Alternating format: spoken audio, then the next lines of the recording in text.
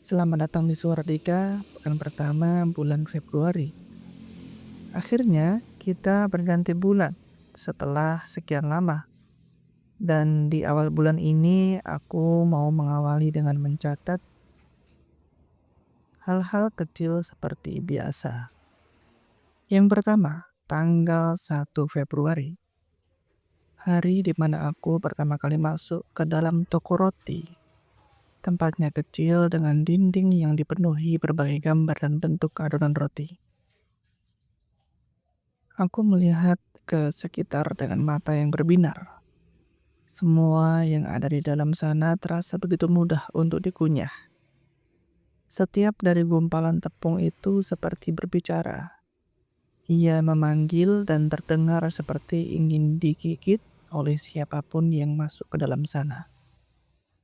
Aku menghirup udara dalam-dalam.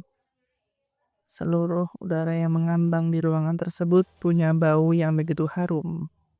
Bisa jadi mengalahkan bau dari bumbu mie instan. Boleh jadi tidak. Tapi, jika harus memilih di antara keduanya, maka aku akan menjatuhkan seluruh pilihanku pada adonan tepung yang lembut itu. Memang ada orang yang tidak suka roti. Di hari itu aku membeli 2 roti berwarna hitam. Kotaknya begitu panjang dan mengkilat. Satu di antaranya memiliki sedikit lapisan putih dan bertabur irisan keju yang tipis. Dan satunya yang lain memiliki selimut coklat yang sempat meleleh. Aku membelinya untuk orang lain, sekedar pengganti hadiah karena orang tersebut cukup berjasa bagi banyak orang. Selesai membeli roti, aku pergi mengantarnya ke rumah orang tersebut. Tidak jauh, kalau kata orang hanya seperlemparan batu. Aku mengetuk pintunya dan tak ada yang keluar. Aku mengulanginya lagi dan tidak ada yang menjawab. Lalu, aku kali ketiga mengetuk pintu tersebut. Setelah aku bersiap dan berjalan ke lain arah, ada suara dari seberang pintu. Orang itu keluar, tapi dia bukan orang yang aku tuju. Beliau sedang pergi, katanya.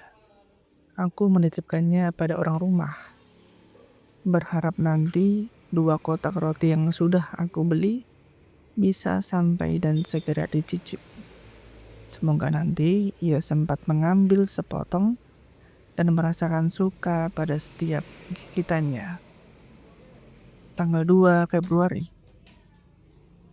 Di tanggal ini aku memulai hal yang baru, sesuatu yang bisa dibilang jarang aku lakukan, yaitu memakai celana pendek. Mungkin bagi sebagian orang memakai celana pendek adalah hal yang biasa, tapi aku tidak. Aku seringkali melihat orang berjalan, berlari, bahkan bermain dengan celana pendek. Katanya lebih simpel, lebih mudah untuk terkena angin, dan katanya lebih praktis.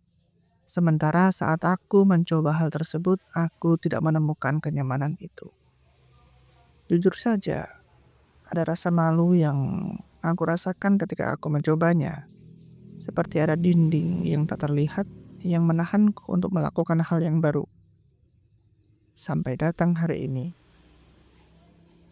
Sore-sore saat warung-warung senja mulai membuka lapaknya, aku masuk ke dalam toko baju berputar-putar di antara barisan baju dan celana. Di ujung barisan itu, aku melihat ada tumpukan kain yang ditata sedikit rapi. Saat aku mendekat, isinya kumpulan celana pendek berwarna gelap. Aku melihatnya, mengangkatnya satu-satu, dan memasangkannya ke pinggul. Aneh, perasaan itu muncul lagi, perasaan tidak nyaman saat memakai celana pendek.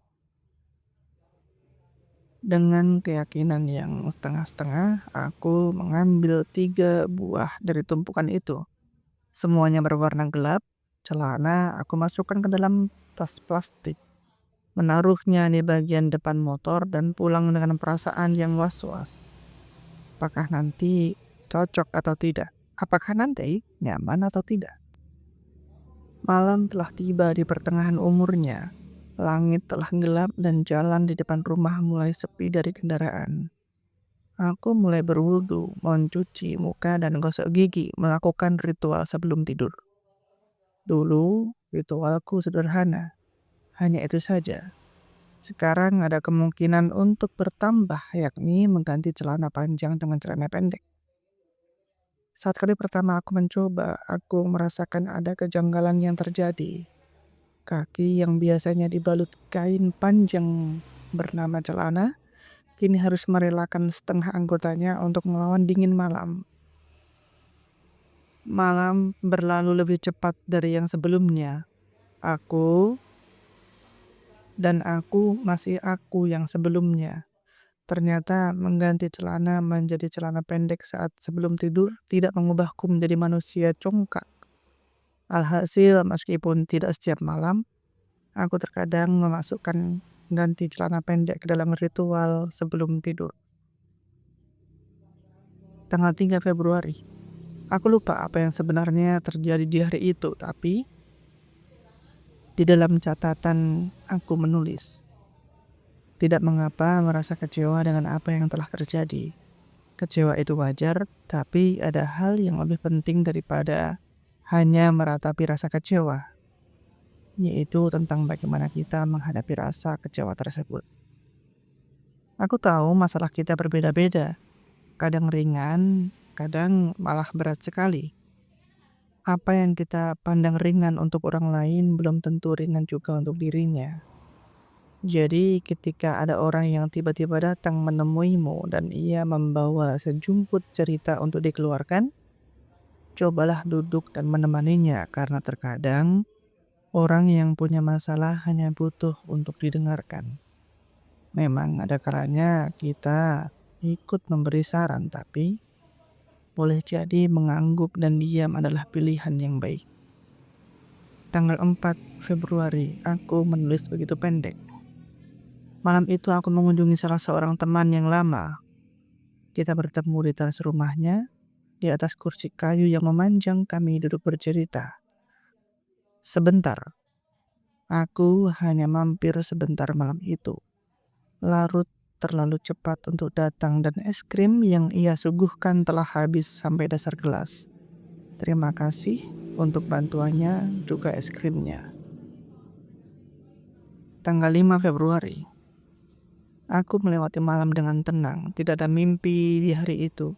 Tidak mimpi baik, tidak juga mimpi buruk. Hari itu pagi bangun dengan menggugah matahari. Memaksanya mengusir embun yang jatuh sebelum tidur. Aku kira hari ini akan menjadi hari yang menenangkan. Tidak ada yang aneh atau yang lainnya, tapi ternyata aku salah. Hari itu aku mencatat sesuatu yang bagus. Dan begini ceritanya. Aku berangkat ke sekolah dengan pakaian yang berlapis. Waktu itu hujan memang sedang rajin-rajinnya turun ke tanah. Banyak orang yang aku temui di jalan juga begitu. Memakai baju tebal, bahkan ada yang memakai masker. Mungkin ia sedang sakit. Kalau kata orang, ini musim pancaroba. Sesampainya di sekolah, kabut belum hilang sepenuhnya. Hal yang jarang terjadi. Aku melihat beberapa anak sekolah datang dengan memakai masker. Beberapa yang lain memakai jaket bergambar karakter animasi. Ramai sekali pagi itu. Waktu berlalu dengan cepat. Ia selalu seperti itu. Baru saja tadi merangkul pagi, tiba-tiba azan zuhur sudah berkumandang di atas kepala.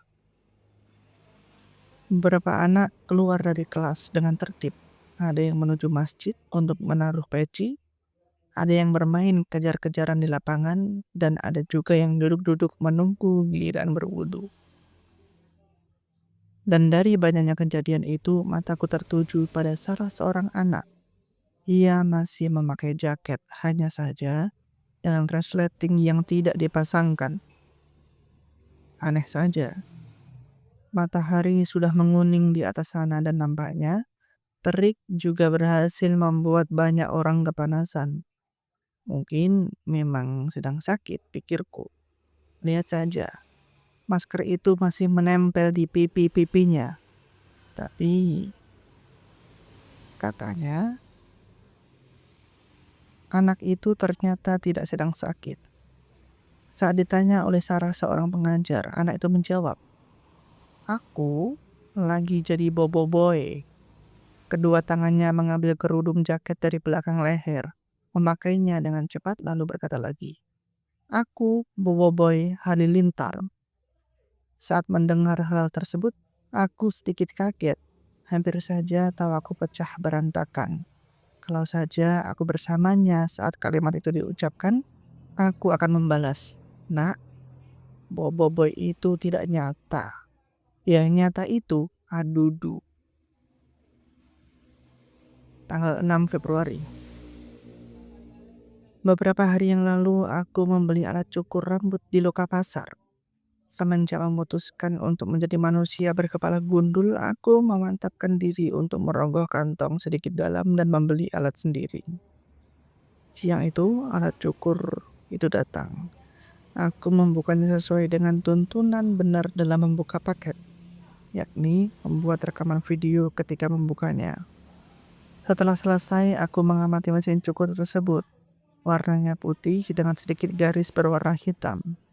Ketika menggenggamnya, aku merasakan ada umur yang panjang pada mesin cukur ini. Semoga saja begitu. Ketika sore sudah datang, langit mulai malu dan memerahkan ujung-ujung pipinya. Aku dengan perasaan yang was-was duduk diam di depan cermin. Tangan kanan memegang alat cukur, tangan kiri memegang perasaan kecewa yang boleh jadi akan datang dalam waktu dekat. Dengan bergetarnya mulut mengucap basmalah, bergetar juga alat tersebut. Aku meletakkan alat itu di bagian tengah kepala, mendorongnya ke belakang dengan mantap dan merasakan sensasi dari jatuhnya rombongan-rombongan rambut. Tandas semuanya. Kepalaku pitak di bagian tengah dan tidak ada jalan lain selain menjadikannya rata. Di hari tersebut, aku menjadi tuyul milenium.